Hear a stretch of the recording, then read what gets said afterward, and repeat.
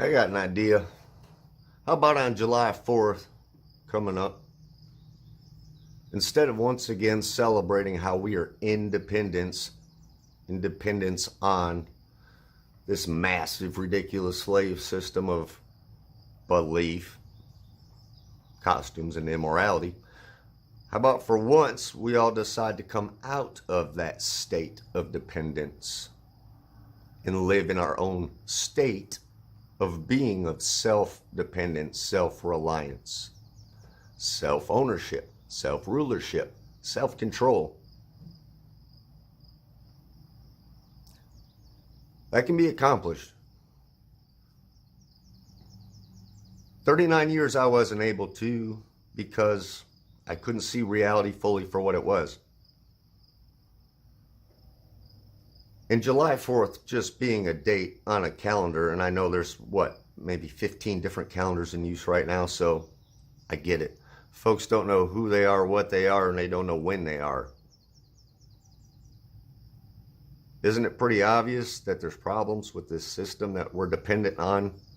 It feeds us all these ridiculous beliefs that leave us in a state of not knowing, of thinking that a state is simply lines drawn on a map. That corporate fiction of a state, the corporate fiction that is our names, the corporate fiction that is all of it.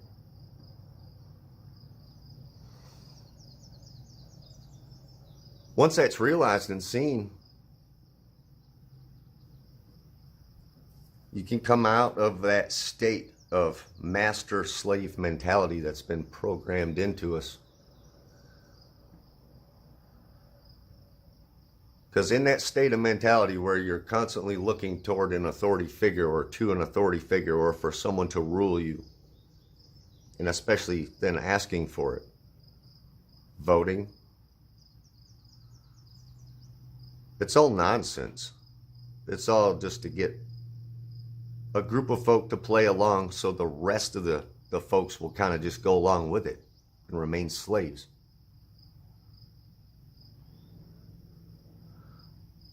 And that really comes from being stuck in that base consciousness, animalistic state. Realized I was trapped there for so long because of all the things I ate and drank and was injected with, and the poisons that were in the guise of medicine that really screwed up my physiology, my biochemistry inside, my ability to comprehend and perceive reality.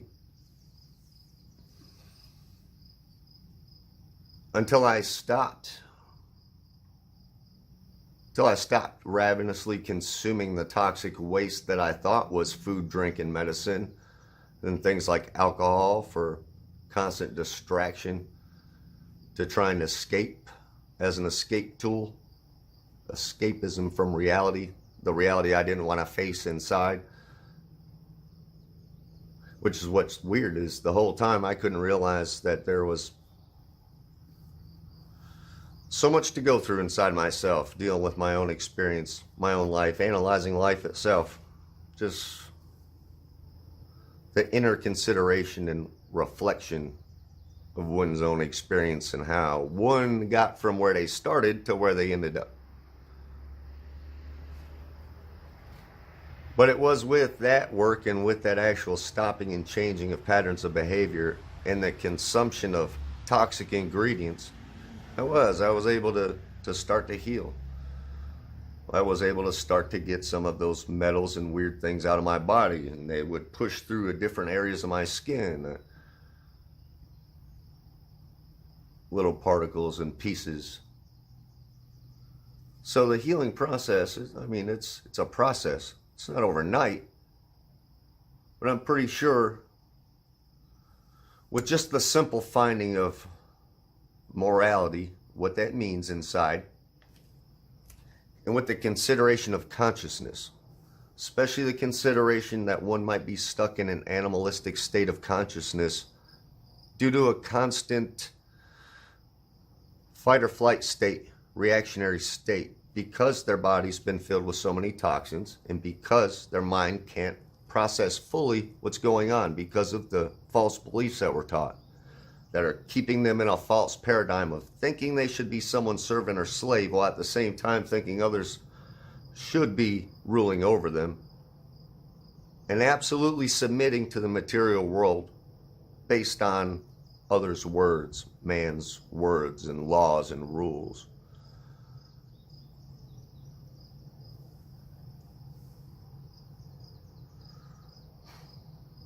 Well, that stuff can get out of the body, and one can perceive really the spiritual aspect of themselves, the metaphysical part that's tied to the physical.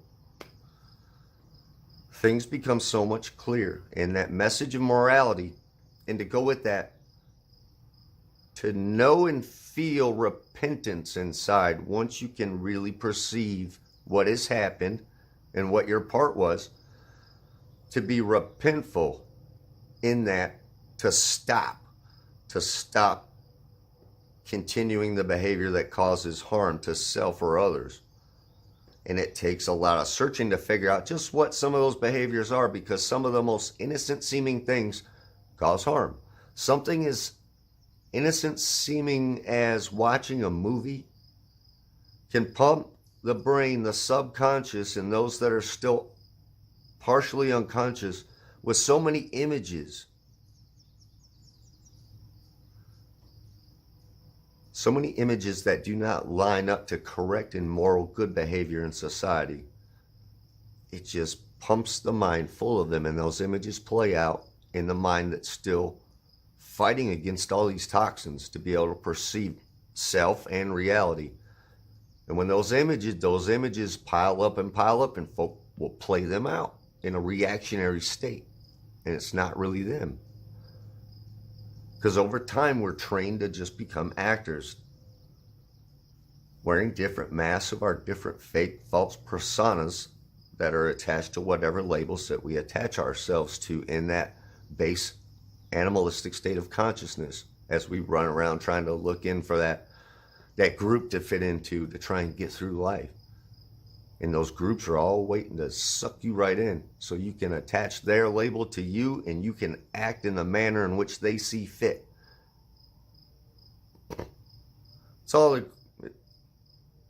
It's pretty much all the groups that I can see out there. It doesn't matter what label you put on it. It doesn't matter what path in life you take. It's set up all about the same, because the fact of the matter is, when you're out there in a system that someone else created, all the parts of that system, the false man-made system, you're on someone else's game board your whole life, born right into it.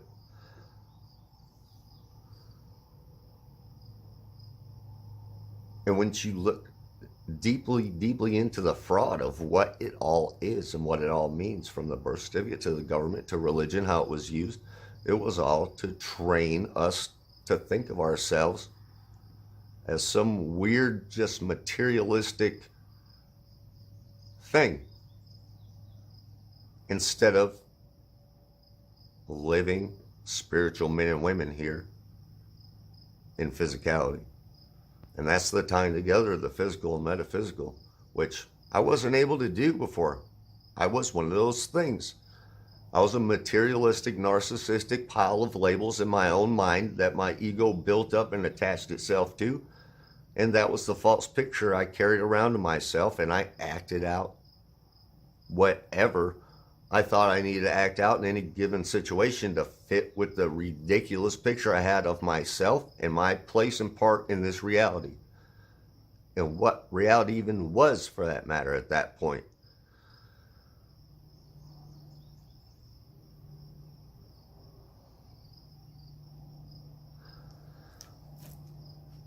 Really, it takes consideration and change in the stopping of behaviors.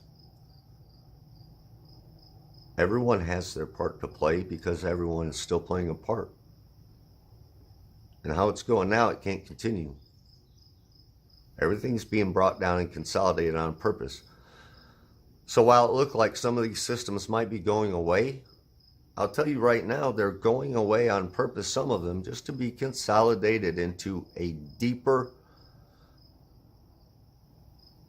more all-inclusive, all-encompassing order of slavery.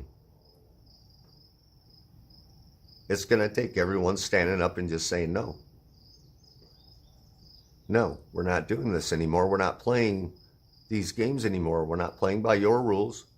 We can simply play by the rule of morality. Morality being good action and good behavior that does not cause harm.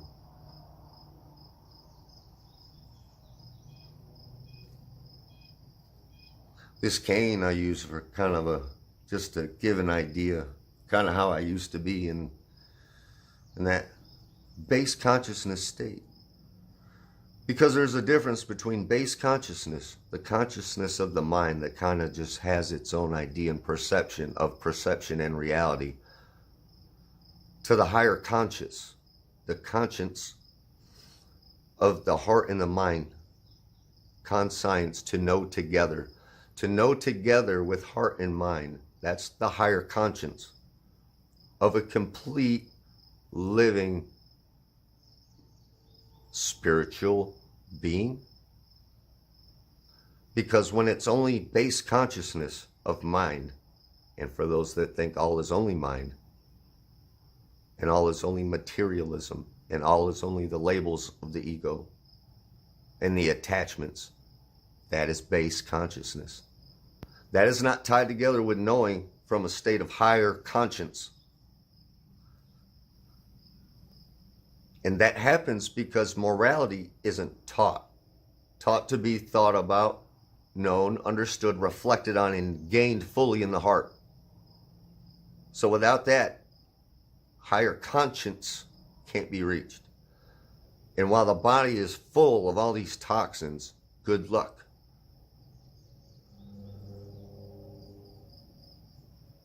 Because I couldn't find it until I stopped with all that, and I didn't stop until I almost died. The only reason I say any of this stuff is to try and help others stop right now before they get to that point. For all of our sakes, and our children's and grandchildren's sake. Because if you see what the children and grandchildren are being taught and shown, it's exponentially more sicker and psyche fracturing than stuff we were taught and shown. So for this, each notch up the back, all the way to the top, that's 33 notches. 33 is the number of vertebrae in the spine. I realize for me, if you were to see these eyes, it kind of looks like a snake, yeah? Anyway, this is still using it as an example, so 33. I realized that my whole perception, everything of reality kind of was like this. It was inverted. And this is how my energy kind of moved throughout me, it seemed, in reverse, in opposition to nature, totally unnatural. And my focus was always down, lower, because I was using my 5 senses that were attached to my spine and to perceive reality in a way of self-gratification and pleasure-seeking, as was my animalistic-based consciousness. So, feelings of sexuality down low in the body, root feelings of materialism and want, addictions of the gut, addictions to the chemicals that had created neural pathways that were damaging in my brain that needed to be fed from the chemicals and toxins I was addicted to. I went through life like that, with my mind about as functional as the stopper on the end of this cane, it seems, looking back now, though at the time it seemed absolutely normal and natural. That's what's so scary. Once I was able to get those things out and really start to feel, the inversion was obvious and visible, and I saw why I saw reality the way I did for so long. Because I was taught to see good as evil and evil as good, and I was dark. and I had the dark sense of humor, and I gravitated. Gravity's a theory that's fake as hell too. Anyway. See, my mind just picked that word and then it triggered that little reaction to something, yet another lie. And it threw me off. So let me get back. So anyway, once I realized I had to gain control over really those energies, get rid of the wants, stop the addiction, stop feeding addiction so those neural pathways could die. And I could really see reality for what it was and see what was good and right out there and in me and really what it all meant. That's when I realized that's when I could really see fully, because I wasn't a prisoner of just my five senses anymore. My five senses could totally tie together with the left and right brain, which at the top it splits into 5 on each side. So, I'm just this is off the top of my head, so if it's not a very good analogy, I apologize, but there's really so much to it. Those numbers, the spine, the energy, being able to see the trick, change your behavior, and then perceive reality from a state of higher conscience.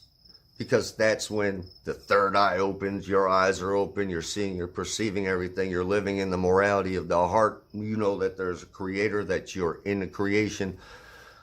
And all these things become clear. This whole game that's been set up is a giant game of sacrifice. And we are just taught and trained to sacrifice ourselves and each other for another's gain. And it boils down to just a giant energy farm of our energy, of our infinite energy, while we're tied to just this thought that we're only this materialistic thing. So maybe we never get a chance to realize that we have a soul. Maybe we never get a chance to truly develop it. Maybe we have to come right back and be a slave again.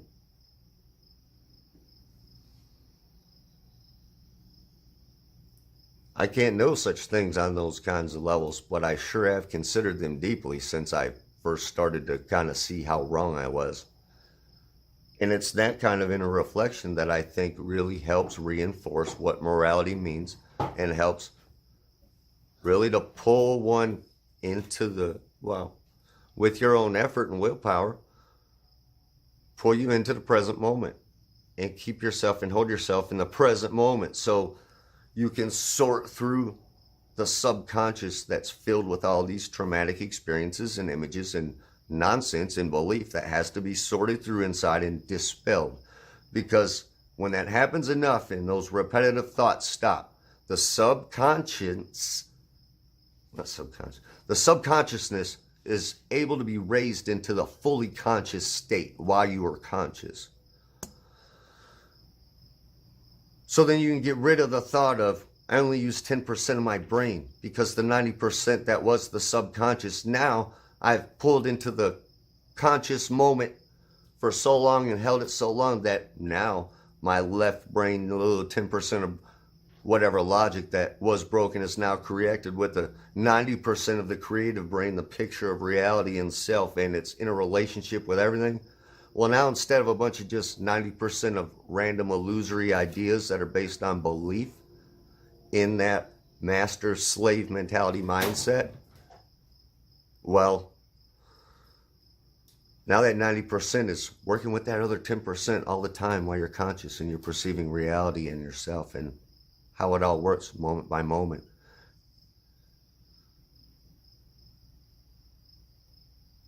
That can be done with work and effort and willpower. It just takes it. It just takes finding it, and it takes doing it.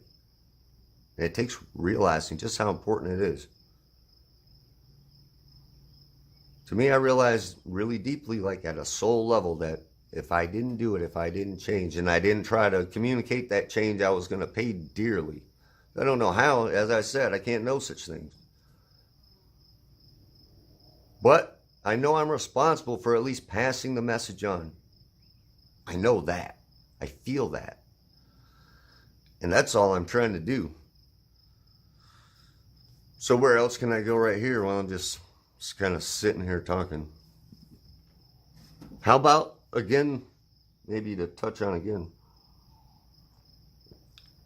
the 3D thing, right? The 3D mind trick. We're taught to look at and think of as 3D is real. Like with 3D movies. Oh, it's in 3D. Looks like it has length, width, and depth. Just like real life. I realized to me, what it did to me, that kind of consideration and staring at these screens as two-dimensional screens to put an image in my mind that could then become three-dimensional, but it's coming from a two-dimensional screen. In my mind, it could make some three-dimensional length, width, depth picture. But in all that, 3D isn't real. 3D isn't real life because it's still lacking volume and mass, because it's not in physicality. Because though a thing has length, width, and depth, if it's a thought, there's no solidity there. It's just energy. So when things come into the material world in solidity, well, now you have volume and mass. There's a couple more dimensions there. So 3D isn't real. So when folk are saying 3D to 5D and all this other, just realize here in physicality, we've been in at least that many dimensions. So you realize dimensions is another mind trap. It's another mind trick. It's to keep you not in the present moment in an illusory state of mind inside of self and reality. That's how the dimensions are a trick. Time is a trick in much the same way. Folk don't have a conception that past, present, and future, well, we're all right here in the now all the time. The past is what's already happened. The future isn't quite here yet, though it's all relevant. The past is relevant because of all the experience and wisdom that can be gained from the past, and especially past mistakes. And then in the now, that kind of wisdom can be communicated so others don't actually create those acts and make those mistakes in their future. Or your future, any of our future. That way, harmful action can stop.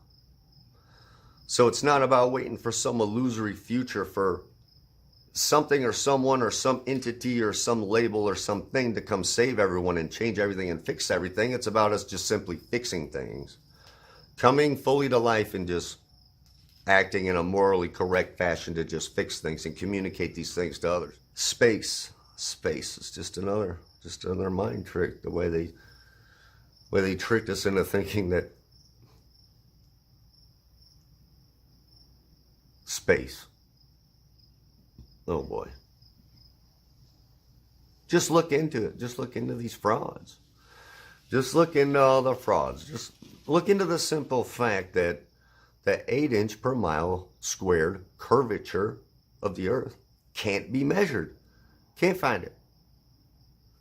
You can see and see and see and see, and if you have optics, you can zoom and zoom and zoom, and there's no curve. There's no curve, and then you realize you're standing still, and you look up and you realize what's above you is spinning. Well, you're standing very still. Well, it's kind of a reality paradigm shifting concept. When you can finally conceptualize that you might have been lied to with all these mind tricks, and then really realize where you're standing and try and start to remember what or who or why you might be and why you're here. Well, one's view of reality can change real quick, and it should, and it needs to, because that's how you find higher conscience. That's how you find the knowing together with heart and mind. Knowing together. And that can't really work while the guts in the lower areas of the body are filled with these toxins, these chemicals, these processed foods, meat. The constant consumption of dead, sentient life. Consider the Creator created this place called creation with all these things in it that were created. some of these things being sentient. Do you think the Creator would then want some of the created to take other pieces of the created and cause it harm and pain and torture it and kill it and consume it? Whether in the name of materialism or in the name of the Creator, as in some sacrifice. That is the absolute moral inversion of reality that we face.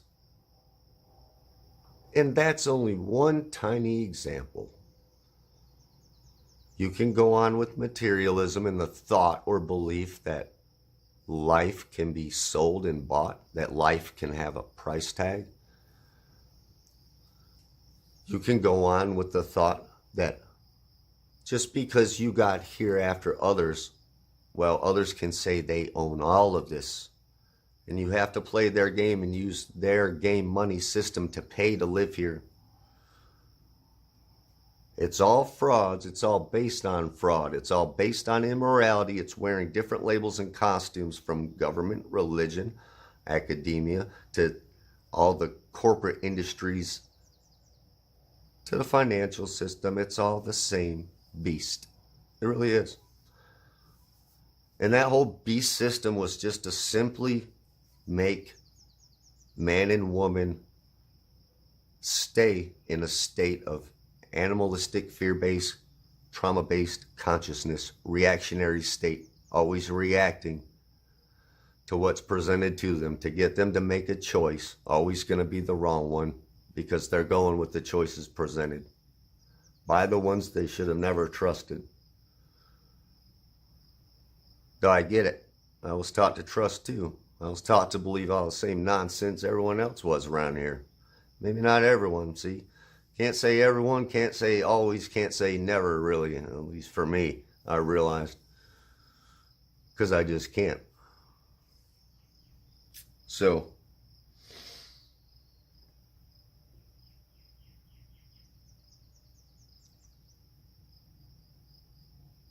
I don't know what else to say.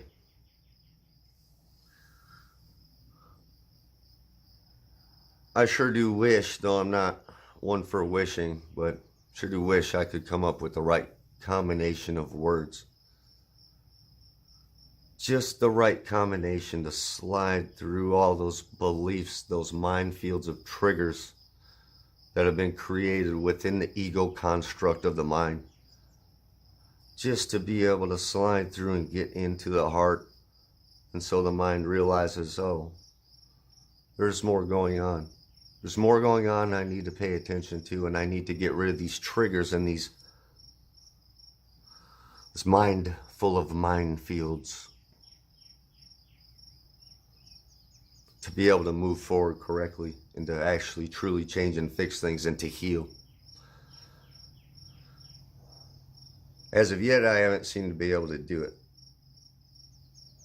Though at first, when this started happening to me a few years ago, I fell into that trap. At first, my broken perception, that perception bias, was just because I could see reality for what it was. I could see myself for what I was. I saw the darkness in myself and then worked to start correcting it, and then life changed for me in all ways, all at once. And it was at that beginning stages of where life itself was just, after I got through all the sobbing and depression and shame of the inner reflection, getting back outside and then just realizing that everything was so much more. Life was beautiful, and I was trapped for a short period of time in that perception bias of just because I could perceive it differently. I felt that most others could too, or were perceiving it in that manner. And I realized before too long just how wrong that was. And that came with the whole individualization inside myself, and really realizing I was separate from everyone else, though we're all collectively doing the same types of things Here, it was in me a bunch of cognitive dissonance, a bunch of perception bias, a lot of things that had to be corrected.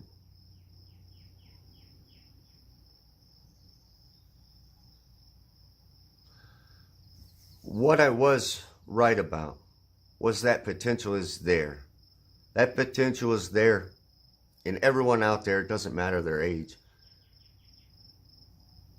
That potential to really regain one's own full abilities as a living, breathing, spiritual being with full control over cognition and perception, thought, emotion, reason, knowing what feeling is, knowing the interaction between